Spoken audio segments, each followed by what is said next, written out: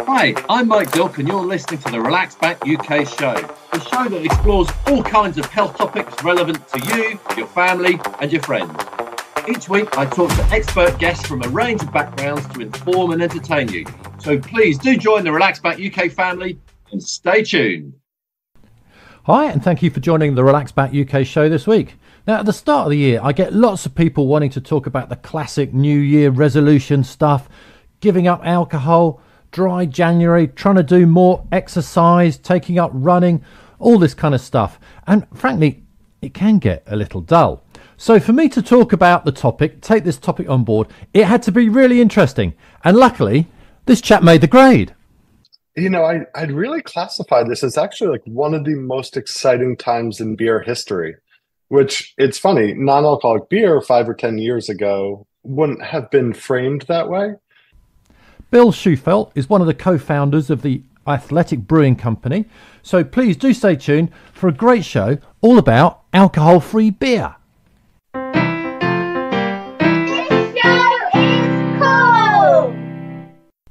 So Bill Schufelt is co-founder of the Athletic Brewing Company. And my first question to him was, are you a teetotaler? Do you drink alcohol at all? I am. I've been alcohol free for about a decade now, a little over. Really just for personal lifestyle reasons. I'd say not in the traditional recovering alcoholic sense.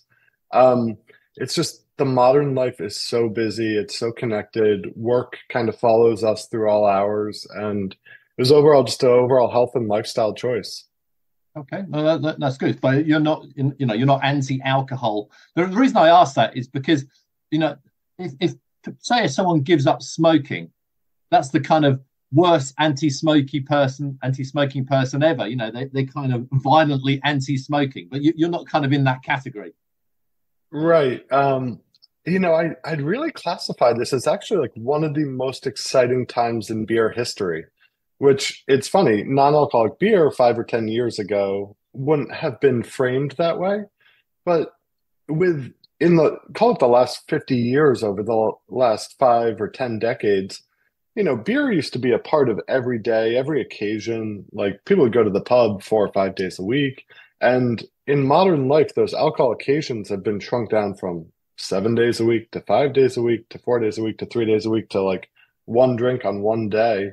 And we're really trying to give people a way to reincorporate those great occasions, those moments of relaxation, the celebrations, the little rewards in any day of the week, anytime, where they don't have to worry about it getting in the way of their lifestyle or their health goals or anything like that. You can just socialize with friends and have options.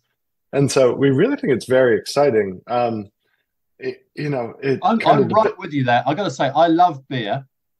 So being able to sort of drink it whenever I want with whoever I want is definitely a big plus. So yeah, I'm with you. I'm a real beer lover. Let's home in a little bit on on beer and alcohol-free beer, because I did a little bit of electronic stalking of you, and I saw one of your videos, and it's kind of how you started with your business partner in the garage, making a few experiments. Yep. So, how do you make alcohol-free beer? It's because beer has alcohol in. So how do you make it with no alcohol in? Yeah, it's really a classic entrepreneur story. I really had no intention of working on alcohol-free beer full time as a job. It was just such a pain point in my lifestyle where it was a totally binary decision where people were either drinking and had great options when they went out to pubs and restaurants, or they were not drinking and they were on the kids menu and had no sophisticated or nice offerings. And when I stopped drinking about 10 years ago, it blew my mind when I'd go out to nice restaurants or I'd go to sports bars, and there were just no options to participate if you weren't drinking. And I looked around these bars, and at any given time, half the people in there aren't drinking alcohol or aren't on around. And so that was kind of what drove me to start. And I tried to order alcohol-free beer from all over the world to see what was out there. And I realized it wasn't just in the US where there were 5 very mediocre offerings, but really worldwide, the offerings were very similarly very low standard. Some nice lagers for sure, But with the excitement in the merging craft beer space globally, it had blown my mind that no one was making great craft beer in non-alcoholic form. Um, so after I struck out in trying to buy non-alcoholic beer from anywhere, I started to read brewing textbooks and just try to figure out why people weren't doing it. And, which it was, I guess, kind of crazy in itself, but just found myself reading 4 or 5 brewing textbooks and thought, I could do this. Like, this makes sense to me. And before I knew it, I was trying to reach out to brewers with like real expertise and practice. And me and my co-founder John, before I knew it, were home brewing in an empty warehouse in Gatorade jugs. So it was like really the smallest of batches that we were brewing on, like 1 gallon at a time. And now we're brewing 500 plus barrels at a time in our big breweries now. Okay, so considering I'm not a brewer, well, actually, I've made a bit of homebrew, but I wouldn't class myself as a brewer. I'm certainly not a chemist. Can you just kind of give us a very simple explanation of kind of what you do to make beer without any alcohol in it? And I'm not looking for any trade secrets or anything. I'm just, generally speaking, how's it done? Yeah, I'll probably disappoint you because it is actually fairly complicated. But I guess the first principles assumption we had is that if any of these big dealcoholization, highly processed methods worked well, there would already be great non-alcoholic beer out on the market. And so we really deconstructed it, and we wanted a all natural, very lightly processed process that respects the kind of the esters and aromas and really nice elements of fermentation. In beer fermentation, there's every bit of sophistication and delicacy as there is in wine. And we didn't want to lose that by just nuking it at the end of the process. And so rather than having a very harsh dealcoholization process at the end of our run, we came up with there's about 10 changes to the brewing process that are anything from ingredient selection to time in tanks to temperatures, temperature adjustments, pH adjustments. And we really control fermentation throughout the life of it. And it comes out to a very sophisticated, fully fermented beer that is to alcohol-free standards. Okay, so you don't make beer and then take the alcohol out.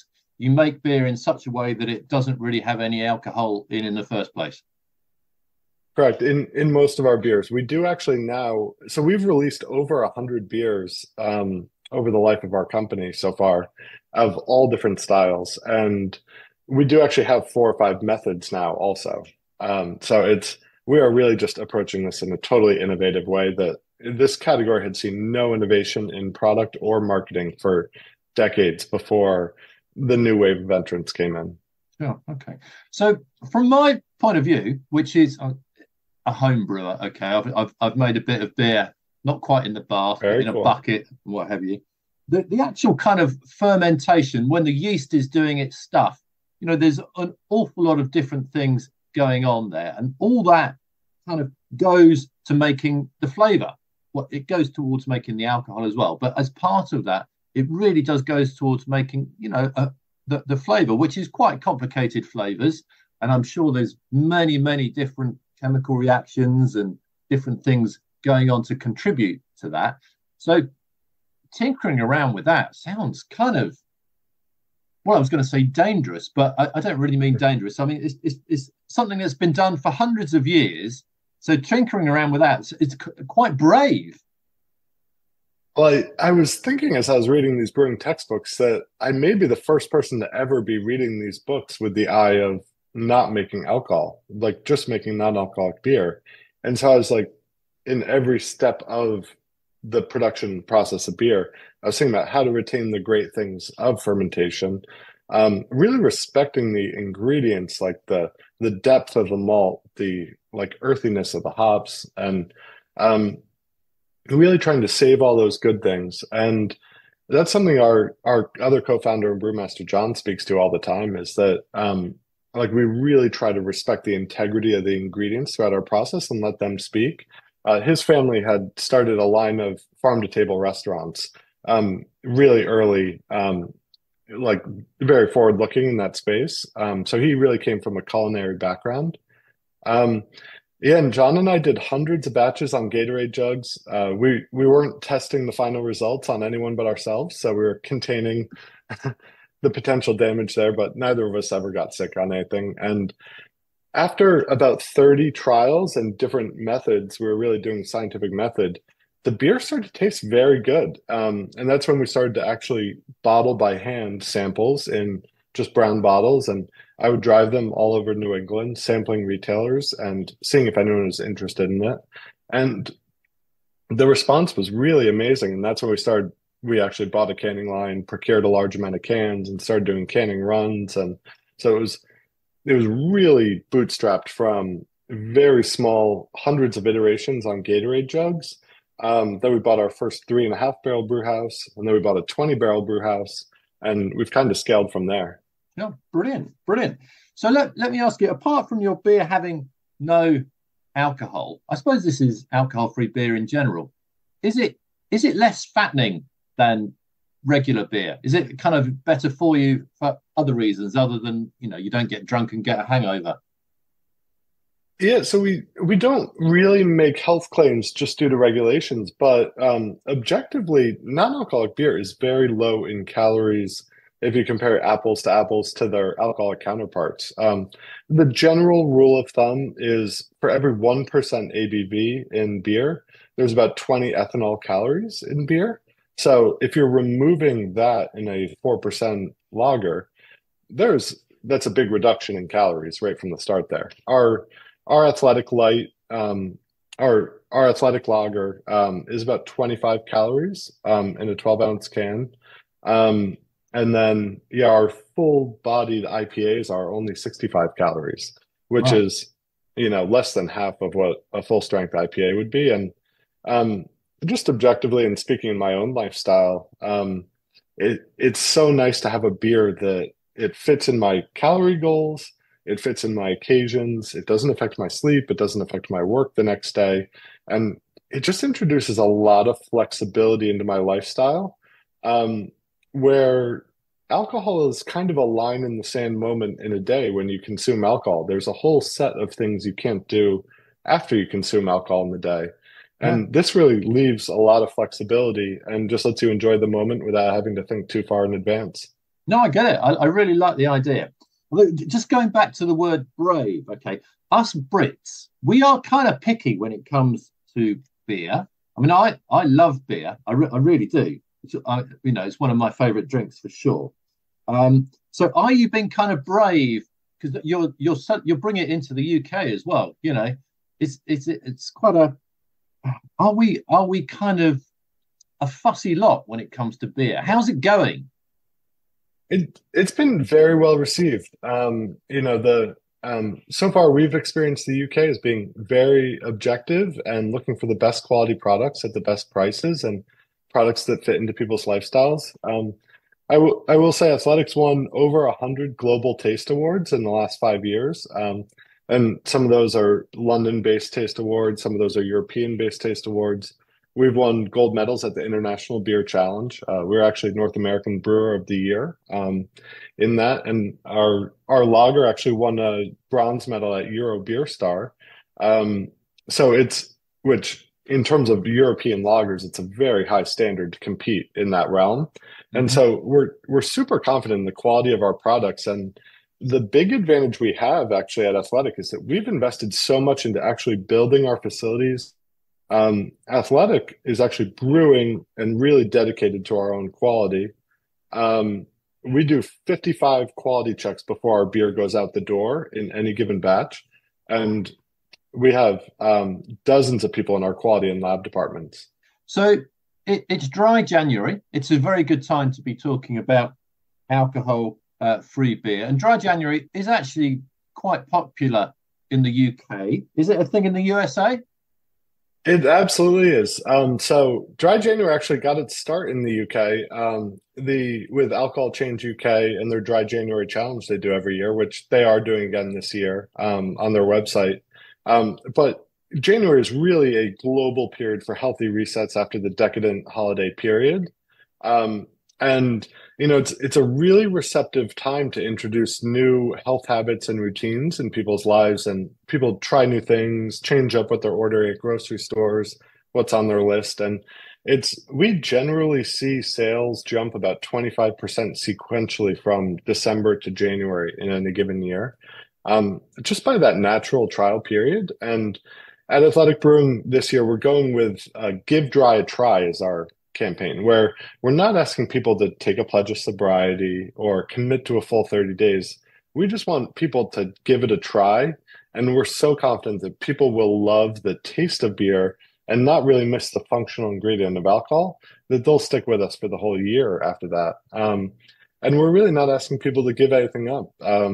If people's favorite drink they have on a Friday night at happy hour or something, this is a beer that fits into their whole rest of their lifestyle every day of the week. To support our January efforts, we are introducing our Run Wild IPA on draft in the UK this month as well. So there'll be over 100 kegs out at different pubs across the UK this month, which is easy to track down on our store finder on our website. Okay, so you've got this alcohol-free beer in kegs as well on pumps.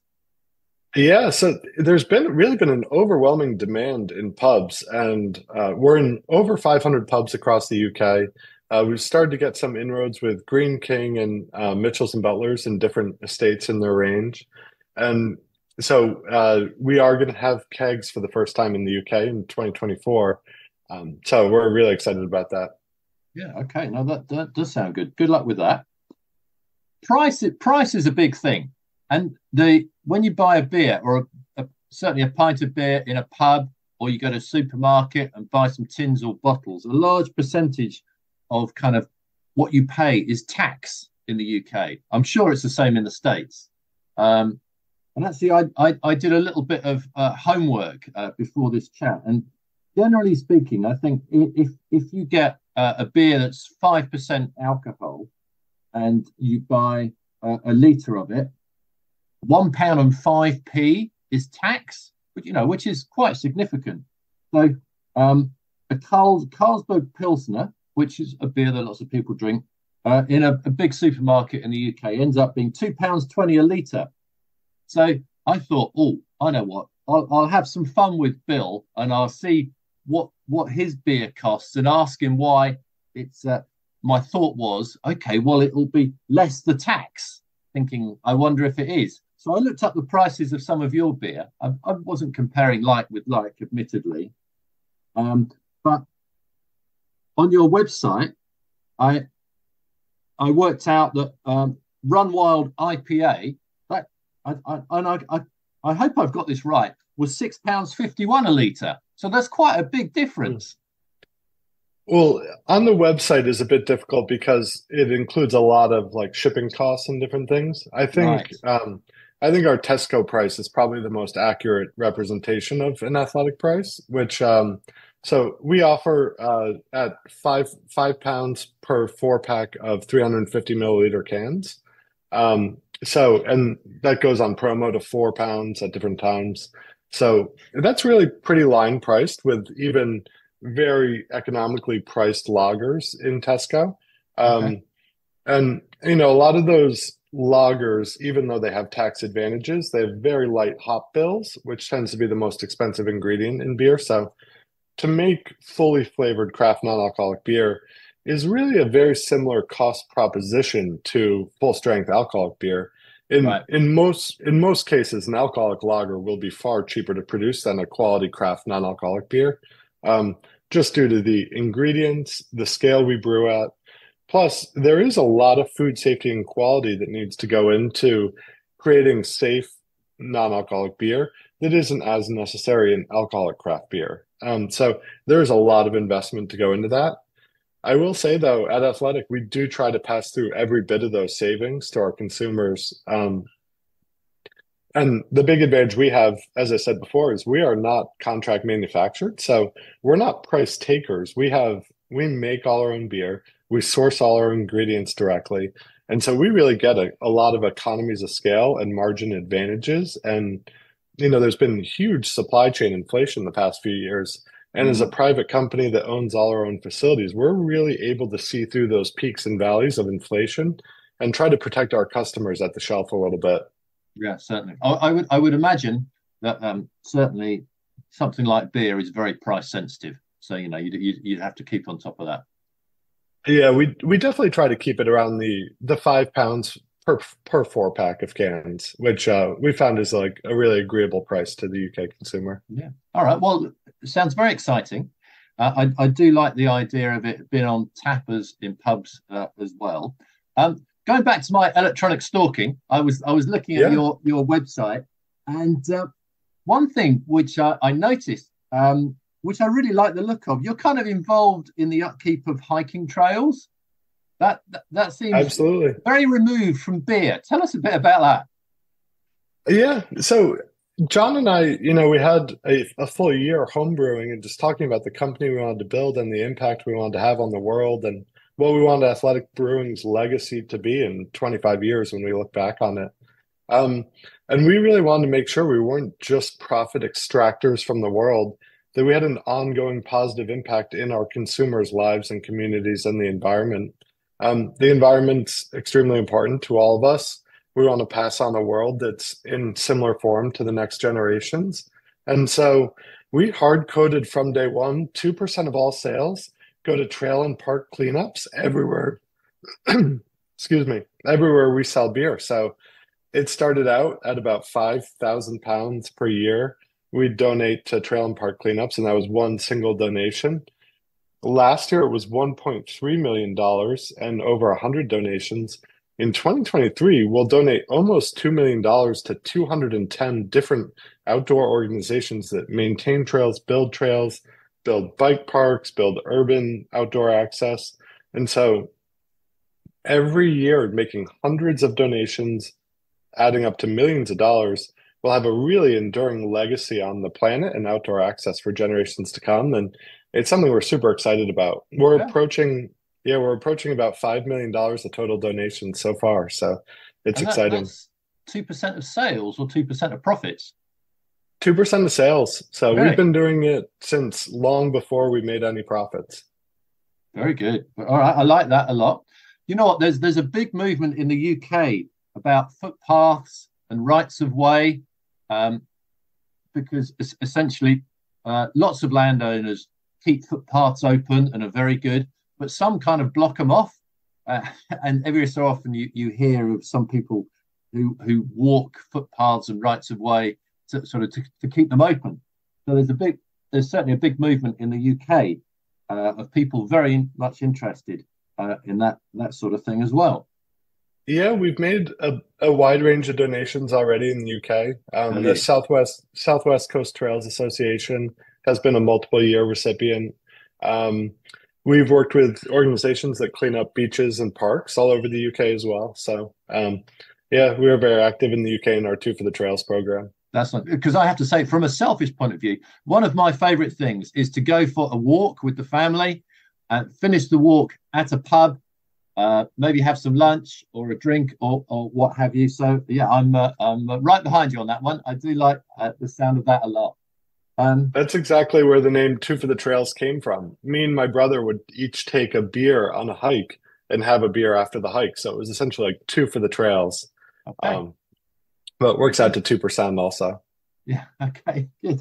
Um, if people are listening to this and thinking, all right, I like the sound of trying some alcohol-free beer, possibly even some beer made by the Athletic Brewing Company or what have you, how can people find out a little bit more and also actually find out which pubs have it on tap? Yeah. So I think checking out our website is probably the best source of information. We have a store finder, a pub finder, so you can find either if you're looking to buy it at a grocery store, if you're looking to find it at a pub or on draft on the website or at our social media handles at Athletic Brewing UK.